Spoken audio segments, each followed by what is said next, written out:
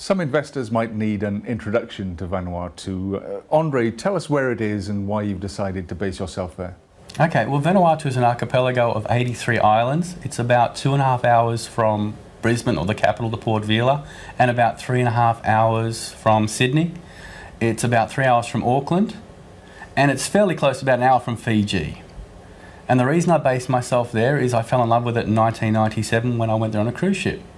The smiles are genuine, the people are genuine, and it's a lovely, relaxed place to live and work. And the fact that it's an international finance centre also helps.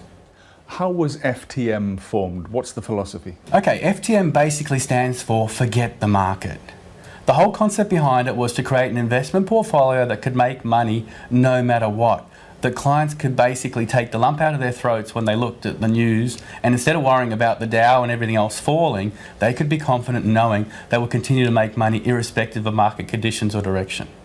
Forget the Market is, to say the least, intriguing. How would you compare FTM to other investments? Okay, well, basically we can make money no matter what.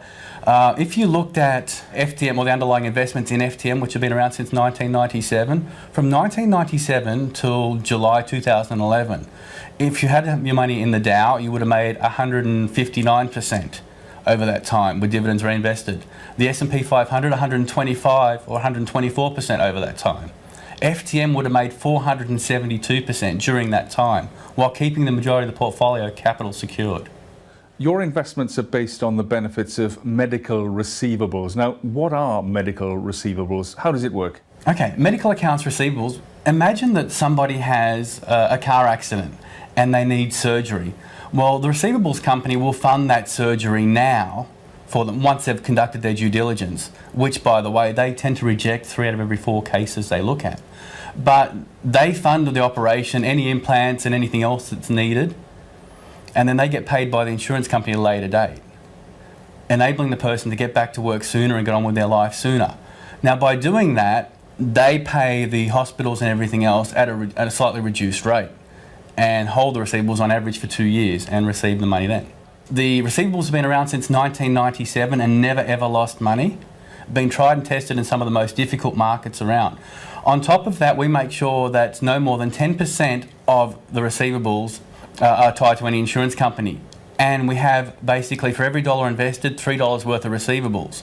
So technically, we could have 64% of the portfolio fail and still return the capital to investors, which is something that no other funds, I believe, can do at the moment. Besides which, we've tested it and modelled it on a Dow falling to 2,000 and still being able to produce consistent returns.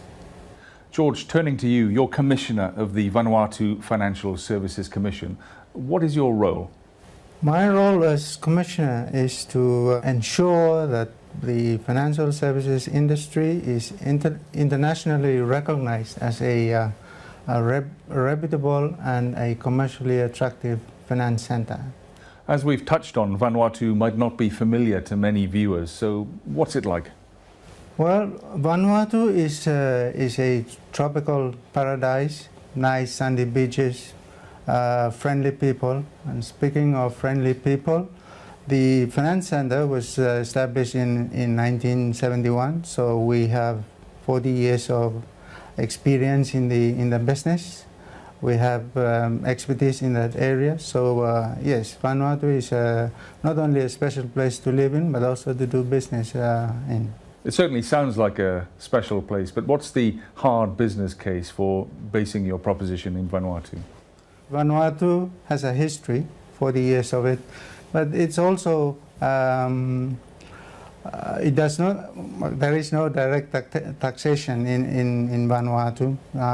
Income, no capital gains tax, no tax on wealth, no inheritance tax. So business costs are lower. So we have the case of lower cost, expertise in the field. We are also on the white list of OECD. So in terms of cost, of expertise, and meeting international standards, and of course with FTM winning award this year, I mean, provides justifies a good case for conducting business in Vanuatu. Yes, being on the whitelist is very important. Looking ahead, what are your aspirations for Vanuatu as an investment hub in the region? I think Vanuatu sees itself as the next Hong Kong, maybe. Traditionally we've been doing business, most of our business out of Australia and New Zealand. We will now be focusing on China, as China is the second biggest economy in the world, is growing in double-digit figures. We have just opened a Hong Kong office, and we see great potential in getting business out of China. George Andrews, Endre Dobozy, thank you very much. Thank you. Thank you.